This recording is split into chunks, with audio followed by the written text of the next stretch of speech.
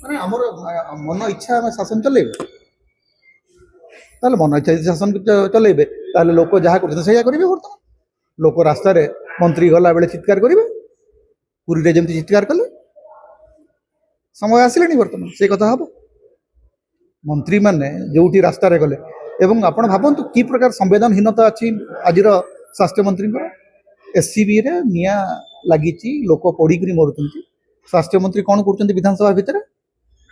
ବିଧାୟକ ମାନଙ୍କୁ ଦୌଡ଼ଉଛନ୍ତି, ଘୋଷାଡ଼ୁଛନ୍ତି, କହୁଛନ୍ତି ତାକୁ ଧର ଧର ଧର, ସେ ପଇସା ନେଇକି ପଳେଇଛି, ଆମକୁ ଭୋଟ ଦଉନି।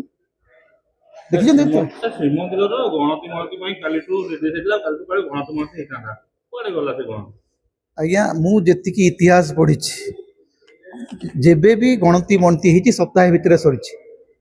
ଇଏ କି ପ୍ରକାର ଗଣତି ମଣତି ହଉଛି ଯେ ଏତେ ଦିନ ଲାଗିବ, ମୁଁ ଆଜ୍ଞା ବୁଝିପାରୁନି।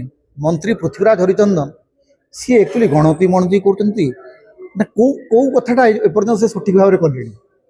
ରଥଯାତ୍ରା ପରିଚାଳନା ତ ଦେଖିଲୁ ଇତିହାସରେ, କେବେ କୋଉଠି ରଥଯାତ୍ରା ବେଳେ ଲୋକ ମରୁଥିଲେ? ଆମେ ବିଜେପି ସରକାର ଆସିଲା ପରେ ଦେଖିଲୁ ଯେ ଲୋକ ଦଳାଚକଟାରେ ମଲେ ରଥଯାତ୍ରା ସମୟରେ।